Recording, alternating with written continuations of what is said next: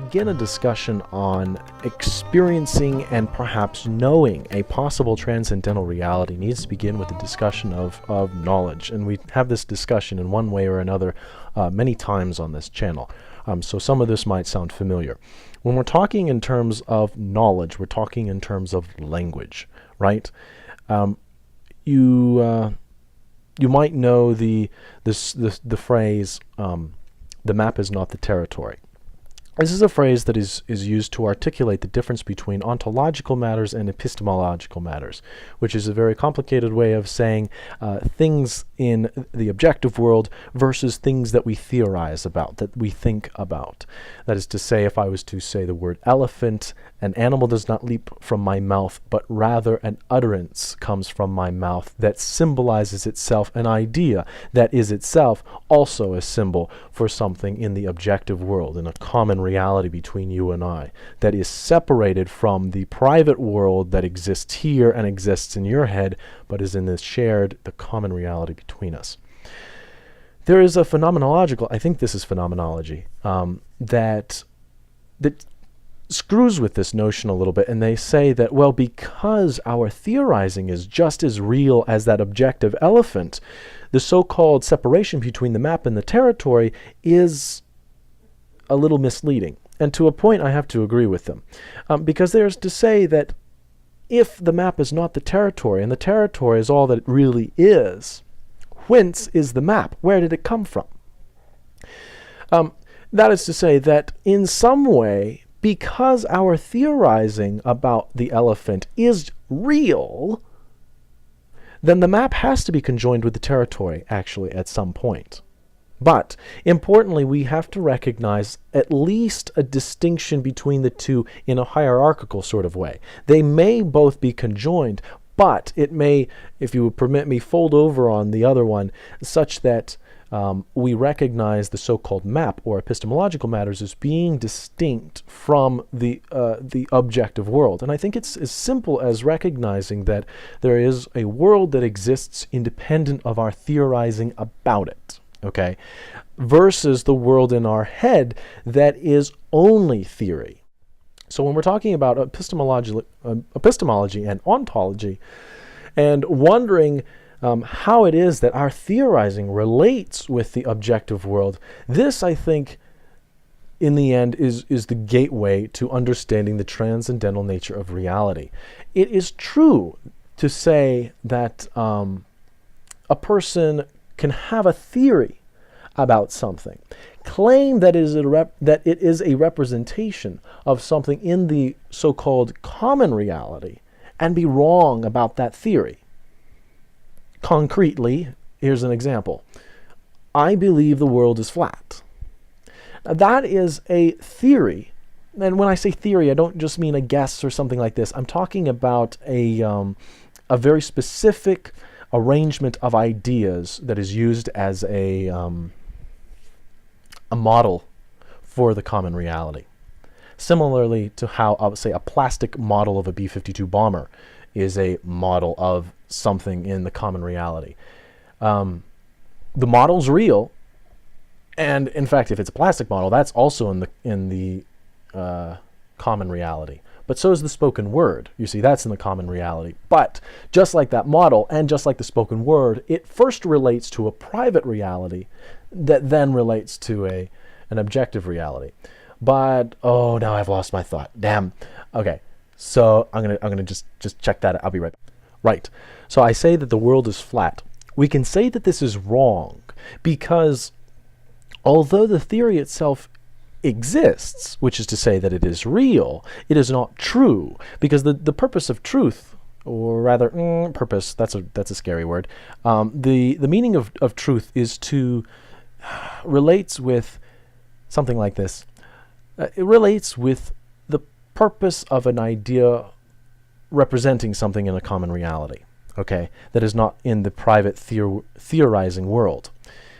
To say that it is false is to say that that idea does not correctly represent something in the common reality, though itself is obviously a real idea because I came up with it. It's not like I couldn't propose it if I didn't come up with the idea, if the idea itself was not real. But the idea is a false representation of a shared reality, the shared objective reality, since the world is not flat. Because of that, we can also come up with ideas that are not meant to represent necessarily something in the common reality. This is what art does, at least in part. And this is how I'm going to end this video. When we do something in art, say that I make, if I take getting ahead of myself. In art, we could make a painting of a landscape. Say if I was to open these blinds here, and if it was light outside, you would see the mountains behind the house. I could paint a picture of this, and it may be for a book on landscapes, several hundred years ago when they didn't have photographs. That would be, depending on my skill as an artist, would theoretically be an accurate representation of what is seen out my window. However, if I was to paint more of like, say, what's the word? Picasso. Abstract. There it is. An abstract landscape.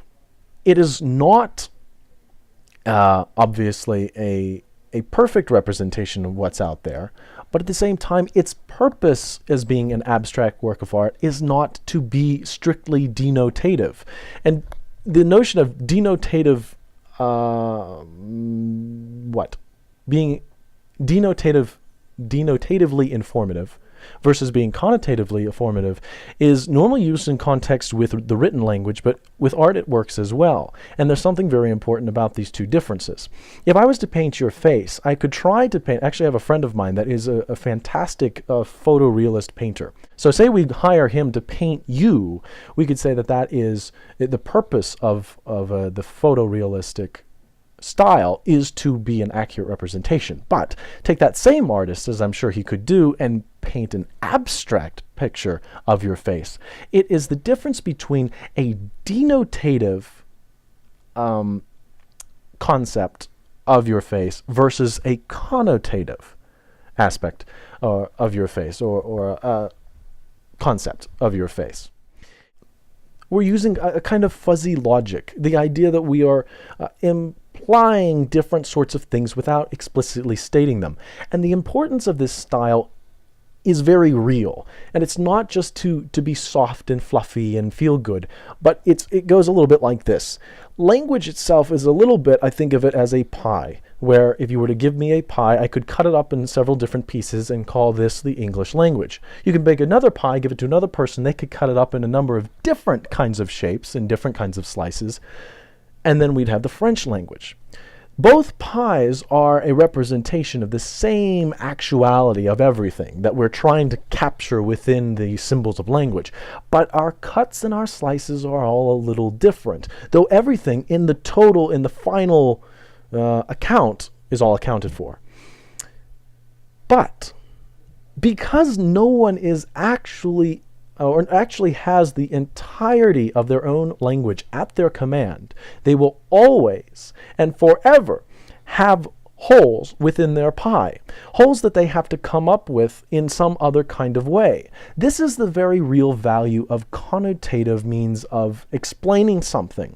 When we talk about things like poems and such, they have a real value because poems, poetry, and other forms of art of this nature are going to throw you out into an idea that ignores the actual slices that are particular to your language and force you to take into account not only what is there without the cuts and the edges and the shapes, but also alludes to the things that you have no shapes for, those holes in your own pie. It's a little bit like saying that you know all the rules to chess, but you don't have all the pieces. Say that you don't have any rooks. You know how to castle in chess, but you don't have the words, or in this case, the pieces to say it or to express that idea.